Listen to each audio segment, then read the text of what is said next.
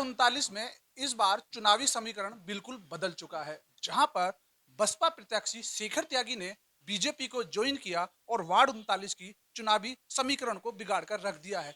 उसी प्रकार से उदित मोहन यहां पर एक भावी उम्मीदवार के रूप में दिखाई दे रहे हैं, जहां पर निर्दलीय प्रत्याशियों के पैर डगमगाते नजर आ रहे हैं। सीधे तौर पर हम बात कर रहे हैं दोनों लोगों से।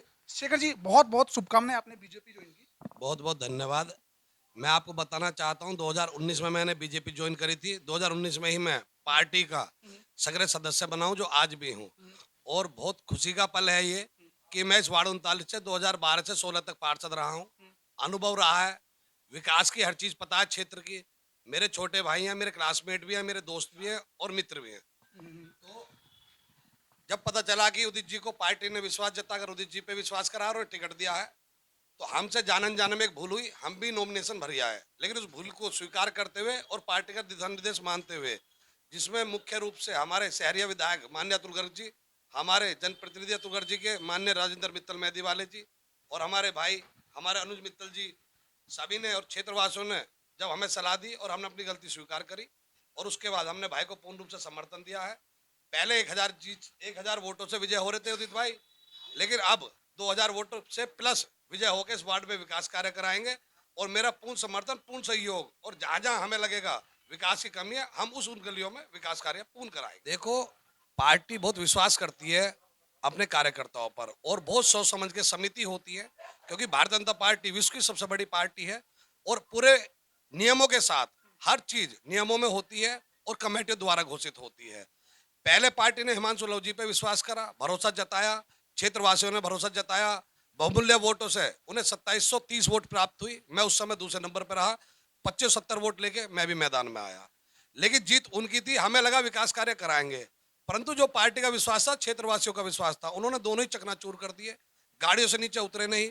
और एक पार्षद होते कि पार्षद एक छोटा पद होता है, लेकिन एमपी एमएलए से बड़ा होता है क्षेत्रवासियों लिए, क्योंकि उनकी सड़कें, गली, लाइटें, ये सब पार्षद ही करवाते हैं। लोगों से दिन रात मिलते हैं, लेकिन वो अपने आप को समझ रहे थे कि आप एमपी एमएलए बन गए हो वार्ड 45 में। यही उनकी भूल थी, यही उनका घमंड था और लोगों की नाराजगी थी। जब लोग और कार्यकर्ता शिकायत करते हैं किसी भी जनप्रतिनिधि की, तो जरूरी नहीं है पार्टी से दोबारा रिपीट करें। तो उनकी खुद की कमी के कारण वो रिपीट नहीं हो पाए और उन्होंने सबसे बड़ी भूल ये करी कि अपने बेटे को भारतीय जनता पार्टी के खिलाफ मैदान में उतार दिया। मैं आपके माध्यम से बताना चाहता हूं कि 700 वोट बहुत ज्यादा है अगर वो प्राप्त कर ले इस वार्ड 39 से।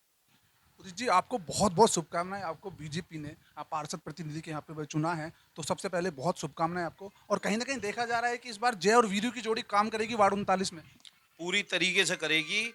और जिस तरीके से शेखर भाई का हमें समर्थन मिला है, हम बहुत बड़ी लीड के साथ अब वार्ड 39 भारतीय जनता पार्टी की गोदी में, जो उन्होंने हम पर भरोसा जताया है, पूरे विश्वास के साथ बड़ी लीड के साथ अपने नगर निगम में सदन में पहुंचेंगे। बागियों की पूरी लिस्ट बनी है और ऊपर से नीचे तक बनी है। भारतीय जनता पार्टी आज 27 तारीख पूरी होने के बाद एक बताया है, पूरे विश्वास के साथ बड़ी लीड के साथ अपने नगर निगम में सदन में पहुंचेंगे। बागियों की पूरी लिस्ट बनी है और ऊपर से नीचे तक बनी है। भारतीय जनता पार्टी आज 27 तारीख पूरी होने के बाद एक बहुत बड़ा एक्शन लेने जा रही है। इस पे बागियों की पूरी लिस्ट तैयार है और उन पर कड़ा एक्शन होगा। किन मुद्दों पे चुनाव लड़ेगा, मतलब किन मुद्दों पे आप यहाँ चुनाव लड़ने जा रहे हैं?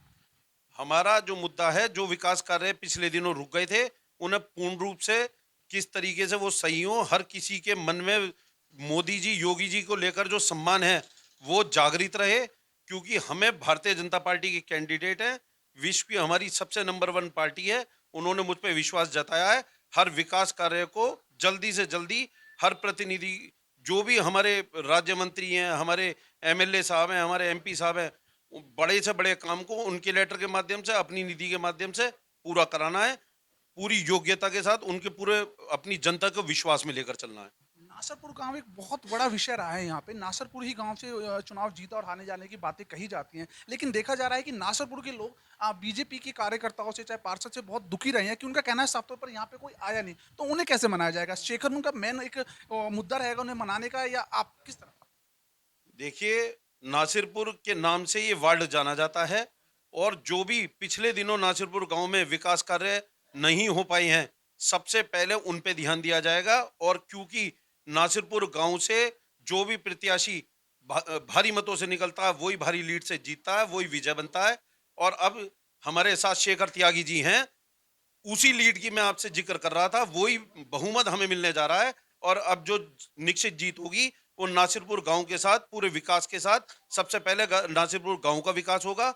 और जो भी हमारे ब्लॉक क्षेत्र हैं, जहां भी जो कार्य रुके हुए हैं, जो भी कोई नाराजगी पिछले दिनों रही है, वो सबसे पहले पूरी करने का काम करा जाएगा। ये थे हमारे साथ उदित मोहन, जिनका साफ तौर पर कहना है कि बागियों की लिस्ट तैयार की गई है। 27 तारीख के आने वाले समय में जो बागी नेता हैं या बागी लोग हैं, बागी कार्यकर्ता हैं, उन पर कार्रवाई होगी। देखने वाली बात होगी कि वार्ड 39 का चुनाव इस बार क्या समीकरण करता है।